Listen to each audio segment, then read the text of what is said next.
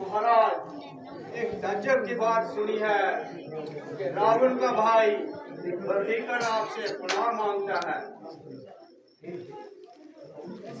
है रावण का भाई बर्हिकन? हाँ भगवान। मगर उससे ऐसा कौन सा कसूर हो गया जिसकी वजह से वो लंका छोड़ने पर मजबूर हो गया? सुना है कि बर्हिकन रावण के इस फेट को काबले इतराज मारता था और उसको लड़ाई से बाज रखना चाहता था, जिस पर दोनों का आपस में तकरार हो गया और रावण के गुस्से का पारा पूरा 104 हो गया। राजा ने इसी वक्त हुक्म दिया कि इसी वक्त इसको हद लंका से बाहर निकाल दिया जाए और ताजिंदगी मुझको अपनी शक्ल न दिखाए। तो आपका इसके मुताबिक क्या विचार है? क्या बर्हिकन वाकई काबिल एतबार है? ये मामला ऐसा नहीं कि जिसका तशवीश सिर्फ मेरी राय पर किया जाए, बल्कि बेहतर है कि इसके मुताबिक हर एक से राय मशवरा लिया जाए, क्योंकि वो हमारे दुश्मन का करीबी रिश्तेदार है। इसलिए ऐसे शख्स की हर एक बात मेरी राय में काबिले ना इतबार है। जामावत जी को फरमाना बिल्कुल सही है और मेरी राय में भी यही है कि बर्हिकन कहीं नेक नीति से नहीं आया है, बल्कि उसने कोई पखंड रचाया है। इस मामले पर जरा अच्छी तरह से गौर करना चाहिए और सोच विचार कर इस पर गौर करना चाहिए। मेरे ख्याल में हनुमान जी की राय ज्यादा वजनदार है। और तुम्हें कुछ नहीं कह सकता। हाँ, इतना कहे बगैर रह भी नहीं सकता। अगर बर्हिकन उस वक्त मेरी जान न बचाते तो मैं शायद वहां से जिंदा लौट कर नहीं आता।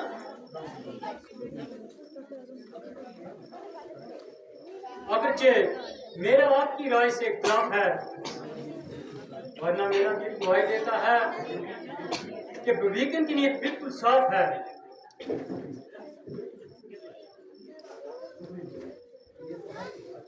ये तो सब कुछ सच है, मगर आप इस बात को भी अच्छी तरह से विचार ले कि वो उस रावण का भाई है जिसकी मक्कारी की तमाम दुनिया में धुआई है।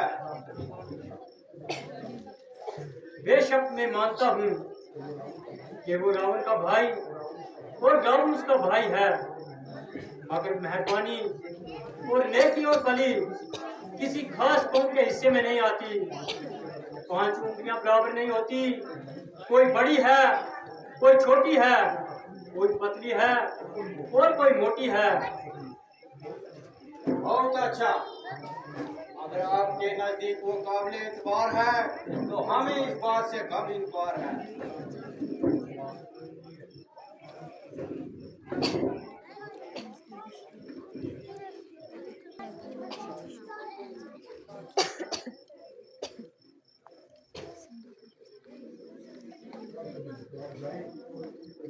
तो आप जाएं और उनको इज्जत के साथ यहाँ आए।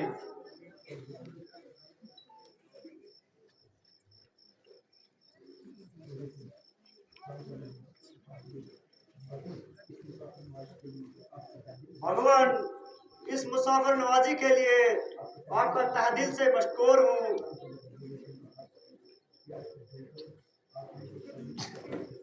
यारे बर्हिकन, आप मुझे शर्मिंदा ना करें, बल्कि मैं आपका तथा योग्य और दिल से सत्कार करता हूँ।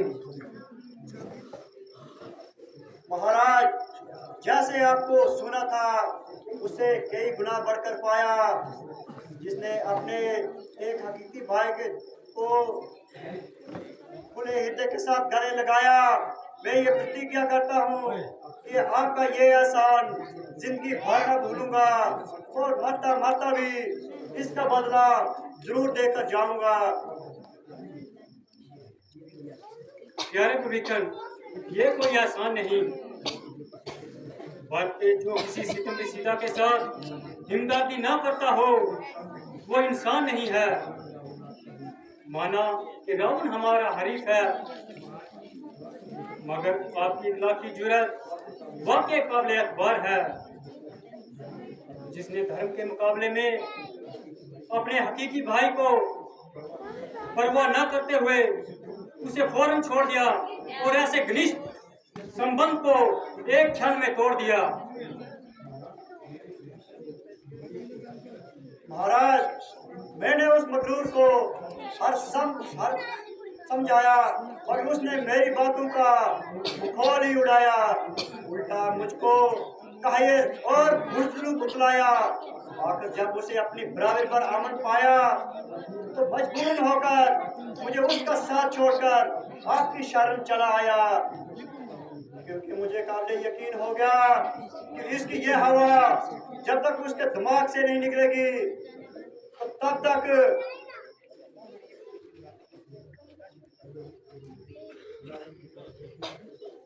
मैं रावण की तरफ से और रावण मेरी तरफ से मर चुका और अब तो ये शरीर आपके अर्पण कर चुका। अगर रावण आपको और आप रावण को कतई जवाब दे चुके तो हम आज से ही आपको लंका का खिताब दे चुके।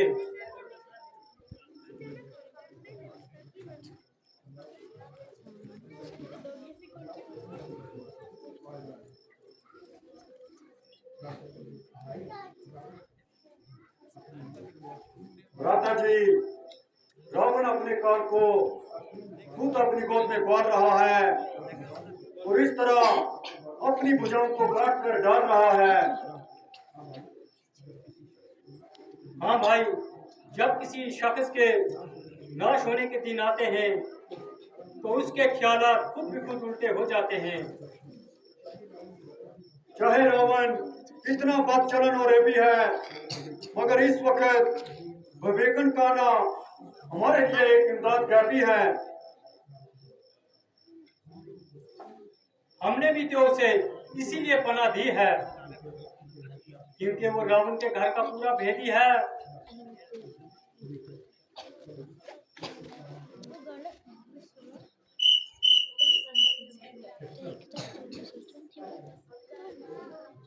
This one.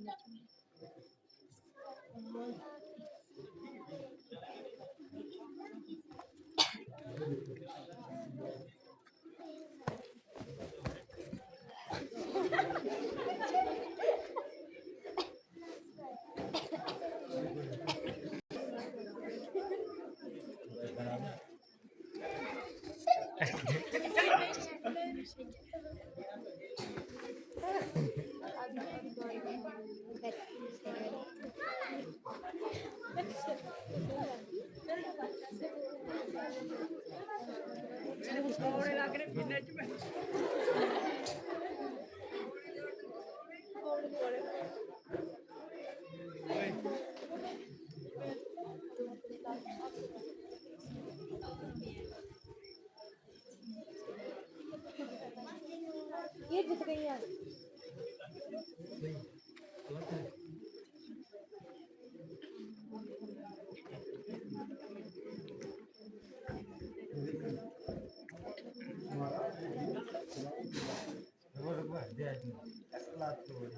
महाराज, ये दोनों शख्स रावण के जासूस हैं जो भेद लेने की गर्ज से हमारे कैंप के चक्कर लगा रहे थे और हमारे आदमियों को बहका रहे थे।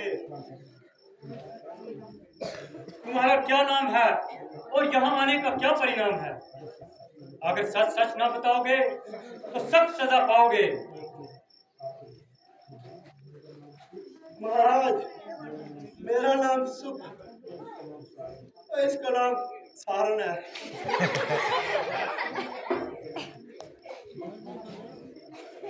मगर तुम्हारा यहाँ आने का क्या कारण है? हजूर, हम तो यूं ही घूम रहे थे, ये हमको गिरफ्तार करके लाए। तो तुम्हारी ये मंशा है कि तुम्हें इसी वक्त जल्लाद के हवाले कर दिया जाए।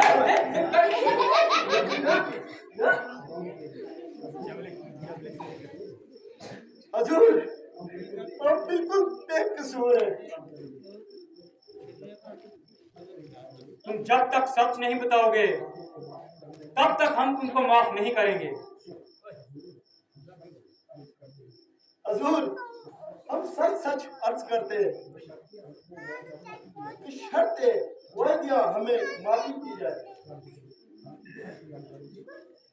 अगर तुम सच बयान करोगे तो मुमकिन है कि तुम्हें कुछ होने पाए।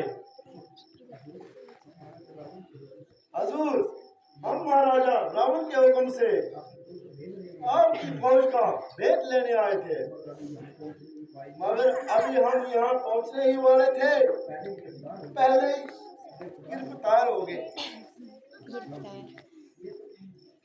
ये तो तुमने बिल्कुल सच कहा, मगर जिस काम के लिए आए हो वो तो दरमियान में ही रह गया।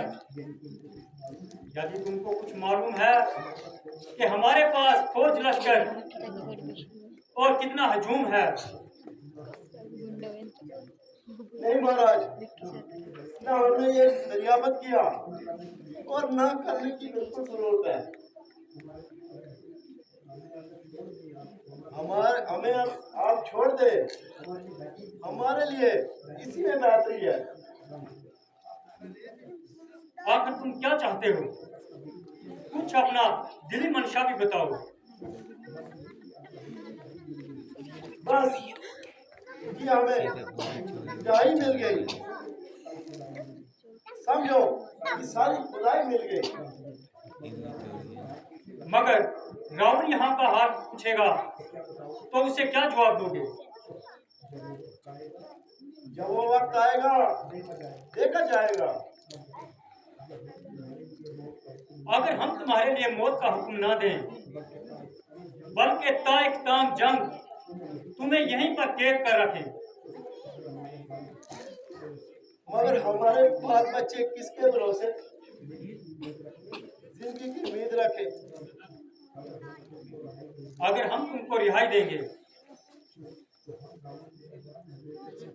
तो हम रावण के दरबार में हजूर की दुआई देंगे।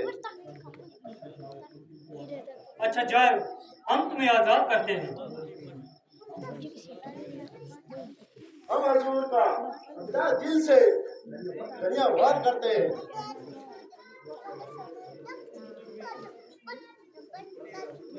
मगर जरा ठहरो,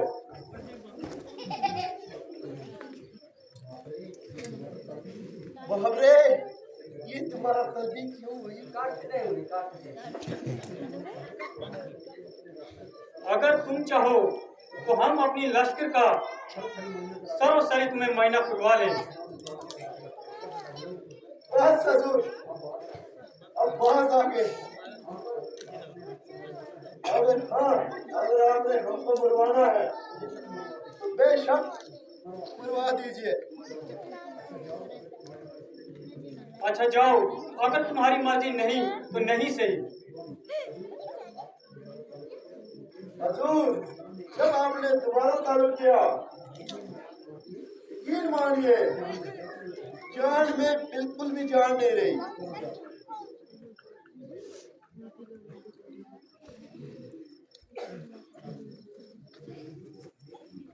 सुग्रीव जी, देख ली लक्का के बहादुर की कुर्तूत। हाँ महाराज, जैसा रावण चक्का वैसे उसके बुज़दिल दूत। अब क्या विचार है? हमारी फौज बिल्कुल तैयार है, सिर्फ आपके हुक्म का इंतजार है। मेरे ख्याल में खोजकशी करने से पहले उसको एक मौका और दिया जाए और किसी होशियार एजेंसी को लंका में भेज दिया जाए। उसूले राजनीति के मुताबिक पूरा किया जाए। बेशक ये राजनीति का तो उसूल बनता ही है, मगर रावण अहले दर्जे का मगरूर है। कुछ भी हो, हमें उसकी बातों पर नहीं जाना चाहिए, बल्कि अपने फर्ज को निभाना चाहिए। अगर आपका ऐसा ही विचार है तो हमें क्या इनकार है। जिसको आप हुक्म दीजिए वही खिदमत करने के लिए तैयार है। मेरे ख्याल में ये ड्यूटी राजकुमार अंगद की लगा जाए और आगे जैसी आपकी समझ में आए। भगवान, ये मेरी इज्जत अफजाई है, तो आपने ये ड्यूटी मेरे जिम्मे लगाई है। बहुत अच्छा, कल को ही विकसित हो जाना और बड़ी होशियारी से रावण को इस पुणे जंग से आगाह कर लेना। आपका हुक्म स्वीकार है। अपनी तरफ से हर तरह से कोशिश करूंगा, मानना न मानना उसके हाथ है। बोल सियापति रामचंद्र की।